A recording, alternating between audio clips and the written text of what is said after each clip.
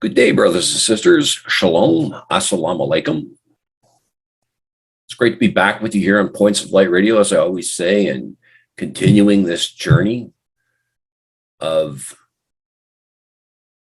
knowledge and light here.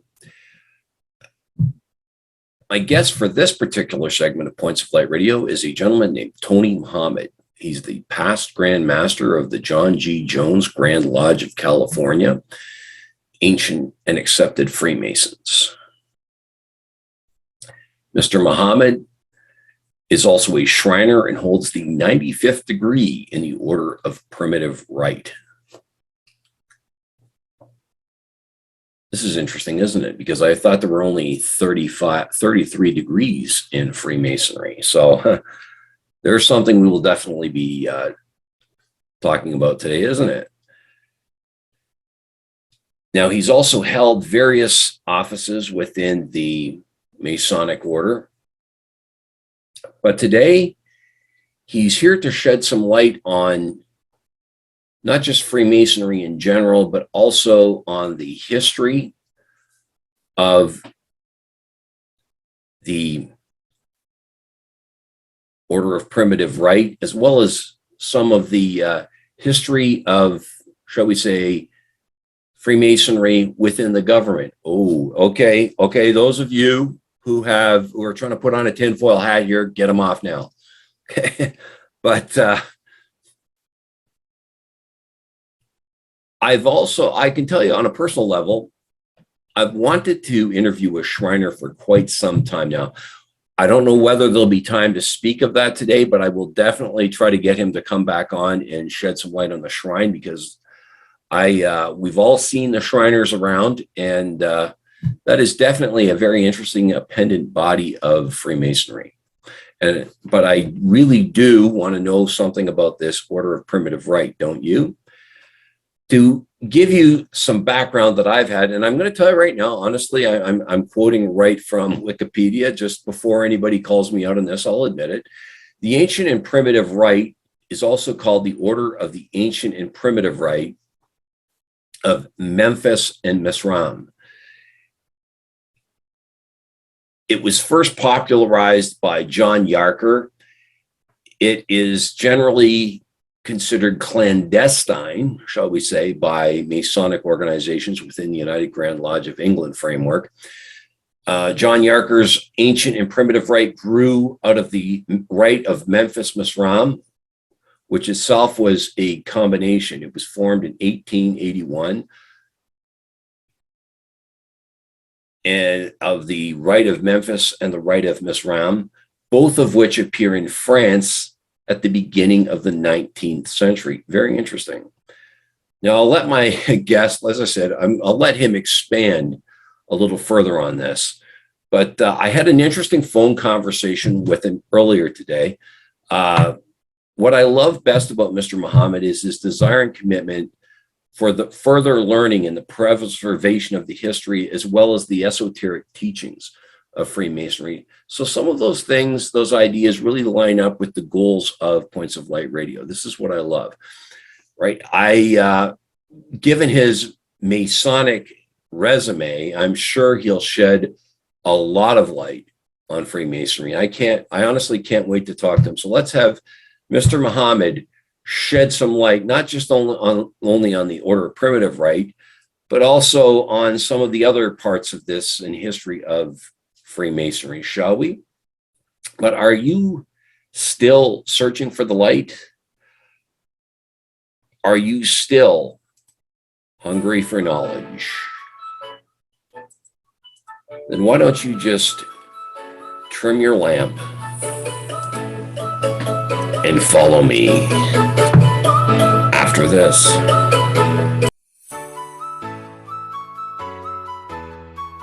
Ladies and gentlemen, seekers of light and secret knowledge wherever you may be, you are listening to Points of Light Radio, the podcast dedicated to taking you past the apron and behind the closed doors of lodges everywhere. And here is your host, Stan Miller. Mr. Muhammad, welcome to Points of Light Radio. Greetings. You're the past Grand Master of the John G. Jones Grand Lodge of California of Ancient and Free and Accepted Masons. Yes, sir. You're also a Shriner and hold the 95th degree in the Order of Primitive Rite. Yes. So why don't you tell my viewers and listeners about yourself? Well, I've been in Masonry now for about maybe 35 years, and I've served in various offices and on various committees within the framework of Freemasonry. I received my Primitive Rites degree, which gave me the 95th degree back in about 5 years ago or so, and I've been enjoying Masonry ever since.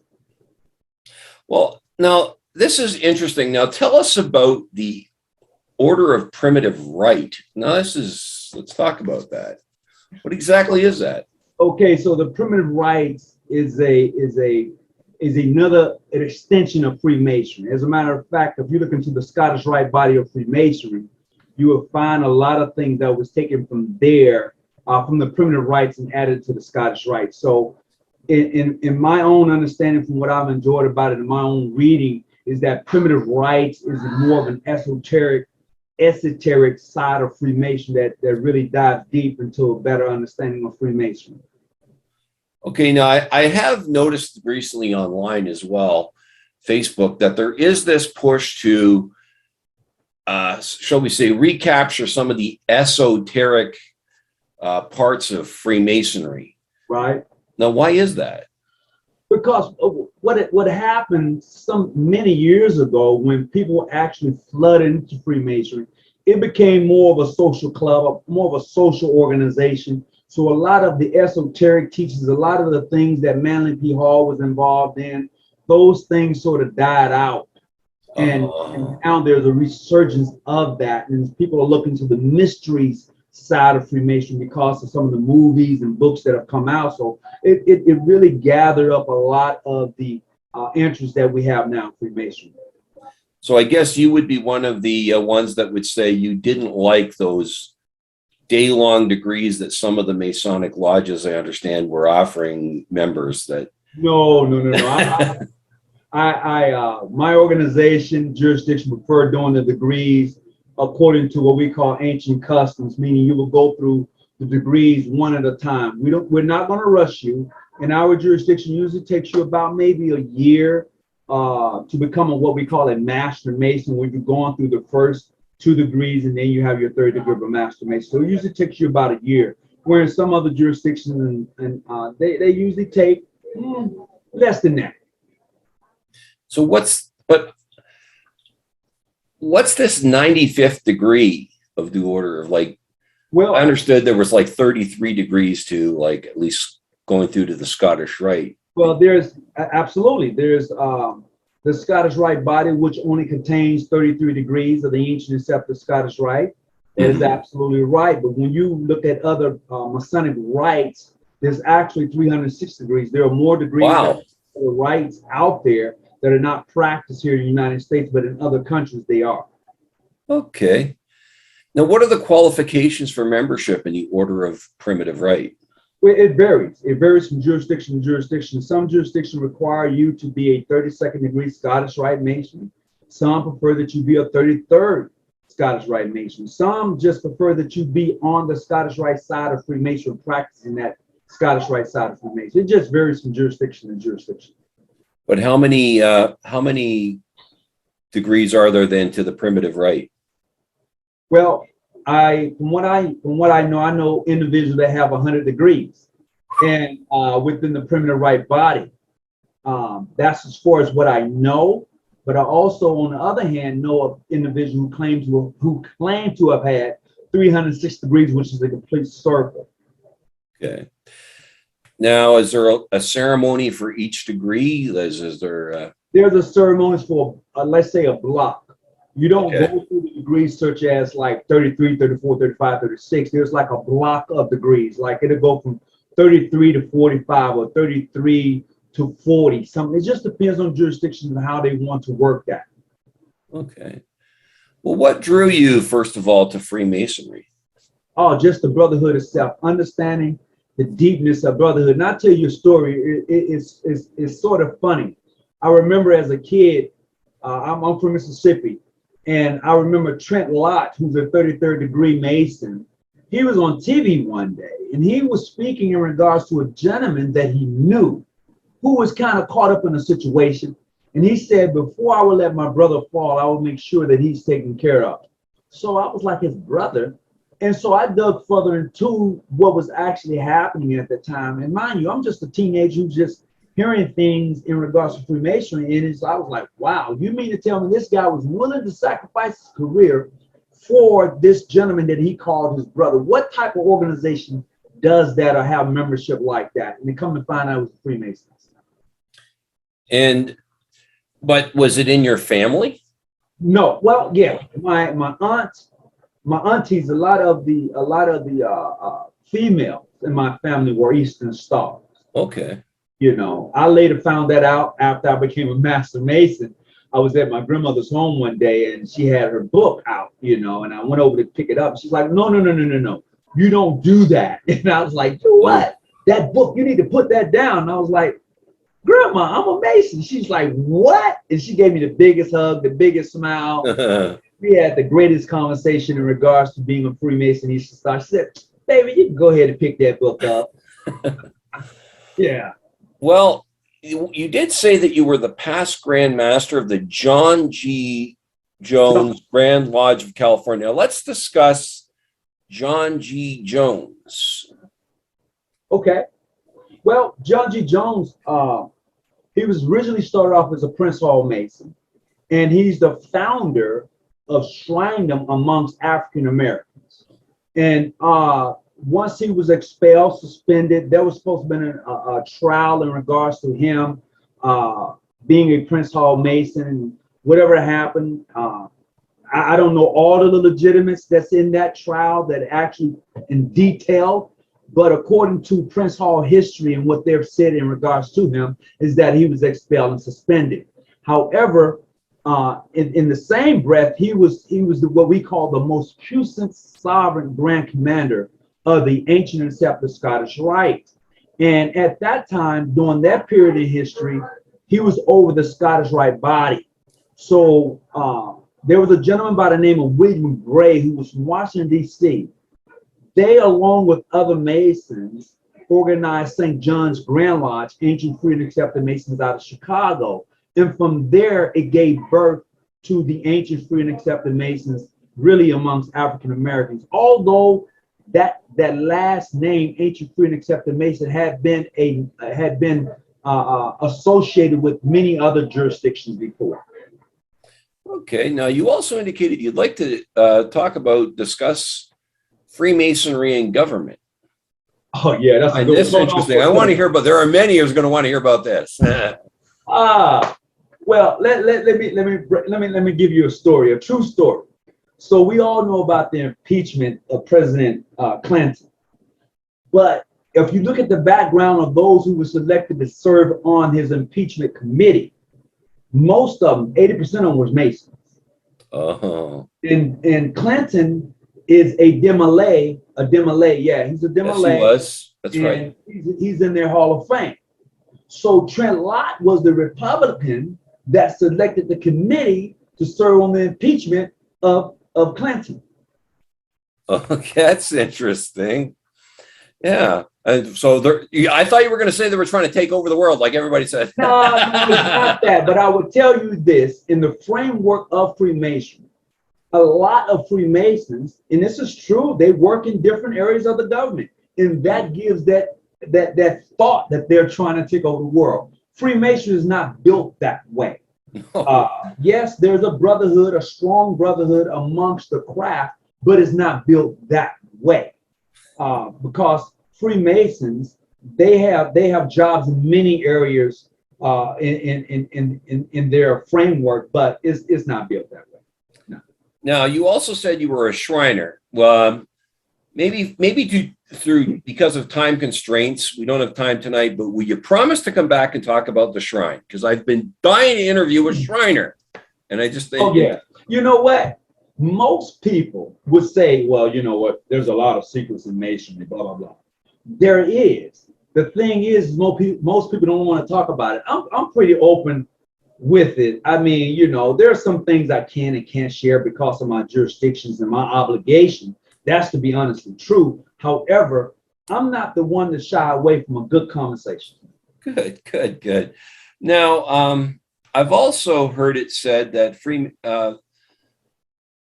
that Freemasons learn a lot about themselves as they go through the degree system. Now, if, like you're telling me you're 95 degrees, you must have learned a lot about yourself. I would tell you. And what was it that you learned? I'm gonna tell you this: Freemasonry, in my own personal experience, it prepares you for death. How about that? Okay. Okay. I'm just giving it to you raw, dry.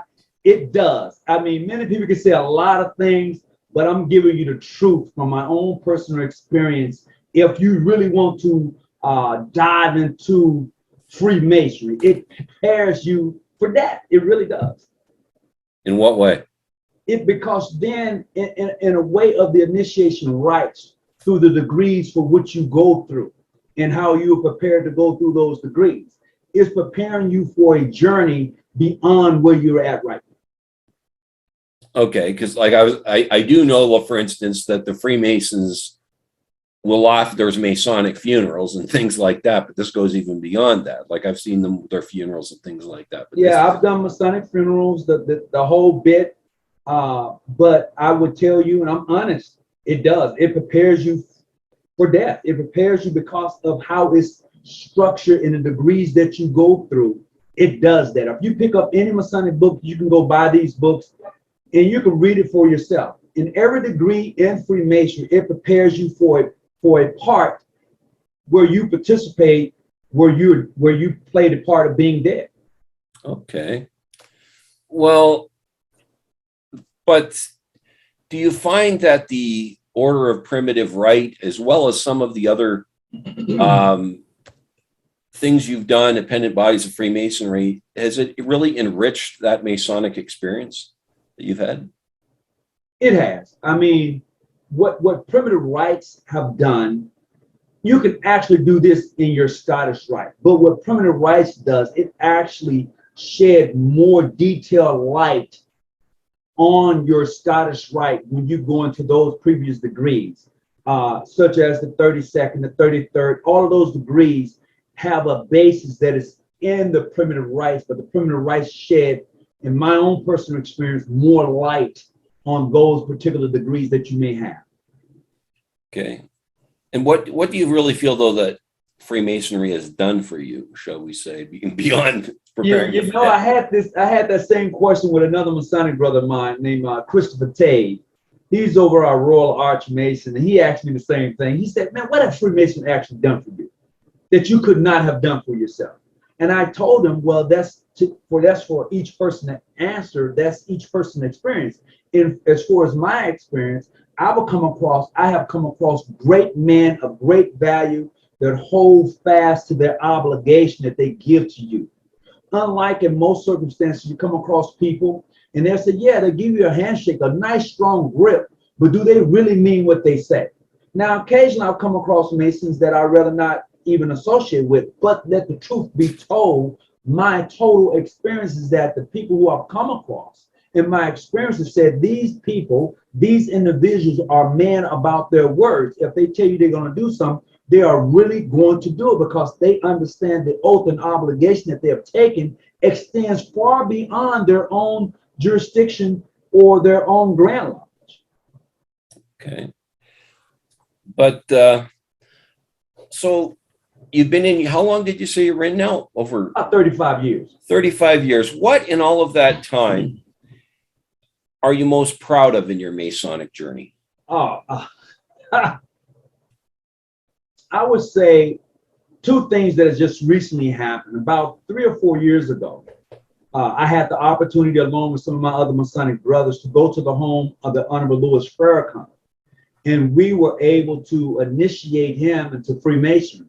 A lot of people was like, that couldn't have happened. Yeah, we did that. I was the one that administered his obligation and the degrees that he received. He also, at the same time, received many other accolades and degrees from the primitive rites, those who were there to bestow those degrees upon him. And that was one of the things that I'm very proud of being part of. And also this past weekend, I had the opportunity to sit with a king from Nigeria and be brought into the family of the Igbo tribe of Africa. And I had my Masonic brothers there. I had the Grand Minister of State for the United Supreme Council, for which I'm a part of, Jason Duran, the illustrious Jason Duran, and I also had the Lieutenant Sovereign Grand Commander, who's now the sitting Grand Master for John G. Jones, Grand Lodge, California. He was there also. So, and a few other brothers. So that made that journey and being there during this time great. And so those two events really have that stands out to me right now. And what do you think that Freemasonry could do, shall we say, for anybody who's looking into it? What do you feel it could do for them? I think Freemasonry, if practiced according to its doctrine and practiced according to Freemasonry, it can really bring down it can really enlighten a lot of people, and it can really calm a lot of the disdain, distrust, dishonesty that different groups may have toward each other, be it Black, white, Filipino, Mexicans, because in the framework of Freemasonry, I've come across all of them. I have Filipinos in my lodge. I've been to white lodges. I've had brothers who are white come visit my lodge. I've had brothers from Scotland to visit my lodge. So, and having that experience, you'll already have that bond. You know, once individuals find out that you're a Freemason, that's a bond that you have, because the initiation process that you've gone through is almost the same. There may be a little differences here and there, but for the most part, going through that process bonds you as brothers. Wow. Well, Mr. Muhammad, I appreciate your time tonight, and I am going to hold you to the promise that you will come back and talk about the shrine, because like I said, I want to, but it's been an absolute pleasure and an honor speaking to you tonight, sir. Oh, no problem. And thank you for having me on, and I appreciate you, and continue the journey. Thank you, sir. Have a nice night. Tony Muhammad, brothers and sisters. Wasn't he great? Again, I feel like I've made another friend here. You know what I mean? And how interesting. You know, I don't know about you, but I learned a lot. Like, again, I went into this thinking there were 33 degrees, prime example. I went into this thinking there were 33 degrees in Freemasonry. There could be 360, I believe he said. Like, wow, right? And the other thing I'm taking away from this is some people, once again, some people will join an organization, take the degrees at face value and all the training that goes with the organization. And then there are those like this gentleman here that want to delve in, learn more, and also preserve some of those esoteric values, you know, and reestablish them within the organization. I love that. And like I said, I'm going to hold him to his promise to return and speak about the Shriners, because I've wanted to do a segment on the Shrine for quite some time and haven't been able to. I just need some of the organizations I've been speaking to just not getting back to me here. But we'll definitely have to have Mr. Muhammad back here on Points of Light Radio and take this journey even further. But I'm afraid I'm going to have to part with you for now, brothers and sisters. But before I go, I want to remind you that this podcast is available on both YouTube and Spreaker. Please share, like, and subscribe when viewing Points of Light Radio on YouTube. You can follow Points of Light Radio on my Facebook page at facebook.com/Points of Light Radio.